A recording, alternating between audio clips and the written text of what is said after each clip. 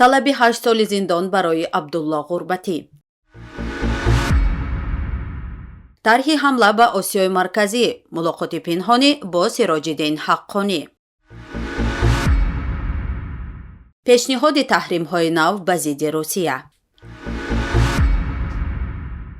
додситон барои Абдулло Ғурбатӣ, журналисти боздоштшудаи тоҷик, 8 соли зиндони низомаш пурзор талаб намудааст. дар ин бора маркази мустақил оид ба ҳифзи ҳуқуқи инсон хабар медиҳад.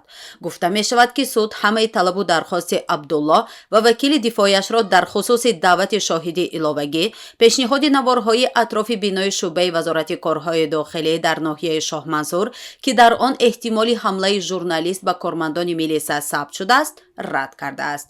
мурофиаи Абдулло Ғурбатӣ, рӯзноманигори боздоштшудаи тоҷик, рӯзи 29 сентябр паси дарҳои баста идома кард, вале на додраст ва на вакили мудофиъ ҷузъиёти онро шарҳ надоданд.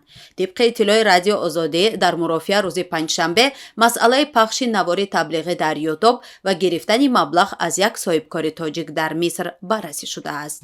мурофиаи дуввуми Абдулло Ғурбатӣ дар бинои боздоштгоҳи муваққатии шаҳри Душанбе оғоз ва то ними рӯз идома кард. ба мурофиат танҳо вакили мудофиъ ва як шоҳидро роҳ доданд. додрас Беҳрӯз Шафо ва вакили мудофиъ Абдураҳмон Шарипов баъди анҷоми мурофиа аз суҳбат бо расонаҳо худдорӣ карданд. тибқи иттилои манбаъ, додгоҳ рӯзи 29 сентябр масъалаи гирифтани маблағ аз як соҳибкорро баррасӣ кардааст. пас аз анҷоми мурофиаи дуввум, судя ва вакили дифоъи Абдулло аз шарҳи ҷараёни мурофиаи додгоҳӣ худдорӣ намуданд.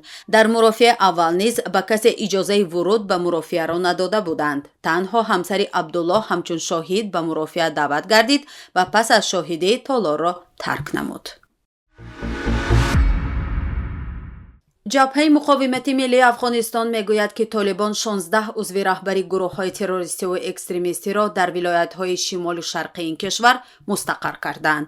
ҷабҳаи муқовимат бо нашри як хабарнома гуфт, ҳоҷӣ Фурқон, роҳбари ҷунбиши исломии Туркистони Шарқӣ, Мавлавӣ Иброҳим, масъули ҷамоати Ансоруллоҳи Тоҷикистон, Шайх Зокир, масъули таҳрики исломии Ӯзбекистон ва Абдулҳақ Уйғурӣ, масъули шохаи Алқоида дар шимоли Афғонистон 20 августи соли 2022 ба Кобул омаданд ва дар кӯчаи ба номи Вазир Акбархон дар ҳавлии Ҳоҷи Афзал, ки узви шабакаи Ҳаққонӣ аст, 3 рӯзро сипарӣ карданд.